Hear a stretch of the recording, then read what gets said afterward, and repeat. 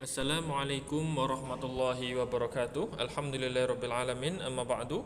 Anak-anak kelas 6 yang soleh dan soleha, hari ini kita akan membahas soal kemuhammadiyahan karena besok jadwalnya adalah PTS kemuhammadiyahan. Adapun materi untuk kemuhammadiyahan adalah hanya tentang Mas Mansur ya, tentang Mas Mansur, zaman Belanda, penjajahan Jepang dan kemerdekaan. Ini Ustadz ringkaskan, silahkan kalian pelajari nanti di rumah, didalami dan dikuasai ya. Soal nomor 1, Kiai Haji Mas Mansur lahir di kota Surabaya ya. Mas Mansur lahir di kotanya Surabaya. Mas Mansur lahir pada tanggal 25 Juni 1896 ya, saat penjajahan Belanda. Mas Mansur memperoleh pendidikan agama Islam di pesantren Sidoresmo dan Demangan Madura. Jadi mondok di pesantren ya.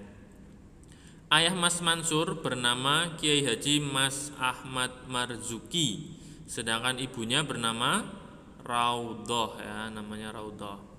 Mas Mansur mendapatkan sebutan Mas karena keturunan ulama besar ya. Jadi namanya itu bukan Mas Mansur, namanya Mansur, tetapi mendapat sebutan Mas karena dia keturunan ulama besar.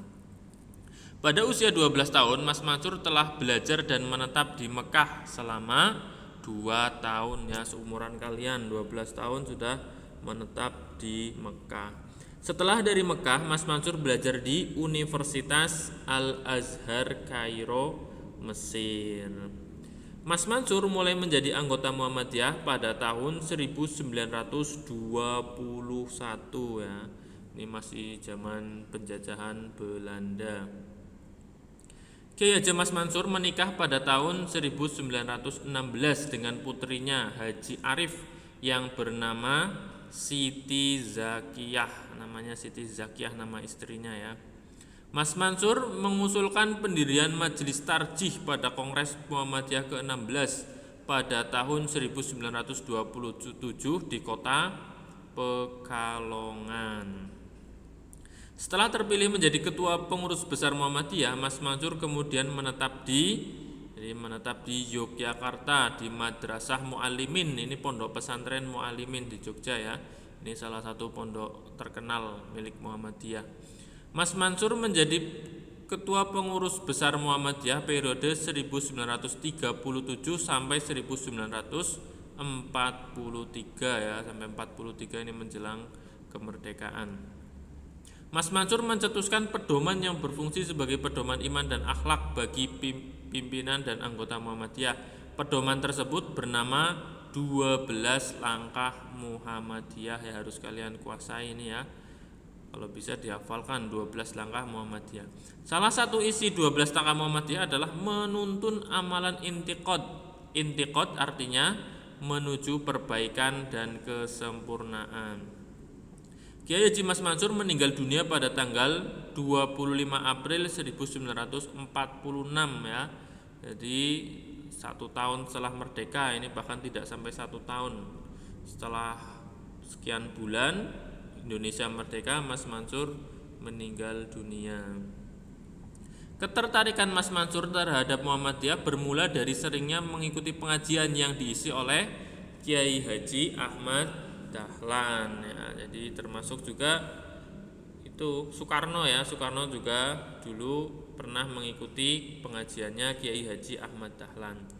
Di samping sebagai ketua pengurus besar Muhammadiyah, Mas Mansur juga diangkat sebagai direktur Madrasah Mu'allimin di kota Yogyakarta.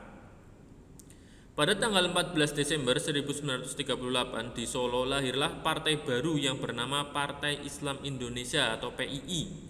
Mas Mansur duduk sebagai anggota PII. Mas Mansur banyak menghasilkan tulisan yang berbobot. Pikiran-pikiran pembaruannya dimuat di media massa. Majalah yang diterbitkan pertama bernama Suara Santri. Majalah pertama. Majalah yang kedua dengan bahasa Jawa Pegon ini ya, bahasa Jawa Arab Pegon. Yang diterbitkan Mas Mansur bernama majalah Jinem ya, nama majalah Jinem. Mas Mansur terpilih menjadi Ketua Majelis Rakyat Indonesia atau MRI pada tanggal 16 November 1941. Atas jasa-jasanya pada tanggal 17 Agustus 1960, Presiden Soekarno menganugerahkan tanda kehormatan kepada Mas Mansur dan menetapkannya sebagai pahlawan kemerdekaan nasional.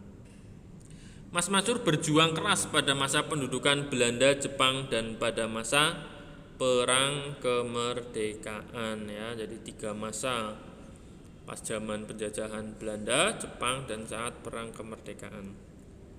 Mas Mansur termasuk dalam 24 anggota Chow Sang In yang diangkat oleh Saiko Shikikan ya, jadi termasuk anggotanya, dipimpin oleh Soekarno ya. Mas Mansur meninggal di tahanan dan jenazahnya dimakamkan di Gipo, Surabaya. Pada tanggal 10 November 1945 terjadi pertempuran di Surabaya, maka setiap tanggal 10 November diperingati sebagai hari pahlawan. Mas Mansur lebih memusatkan perhatiannya kepada Masyumi setelah dibubarkannya Putra, karena hanya ada 2 organisasi yang menonjol, yaitu Masyumi dan Jawa Hokokai ya. Itu jadi salah satu ringkasan kumpulan soal-soal di materi Mas Mansur. Silakan kalian pelajari juga di BBD semester 2 semuanya ya. Apabila ada yang belum paham bisa ditanyakan ke Ustadz. Ustadz akhiri. Assalamualaikum warahmatullahi wabarakatuh.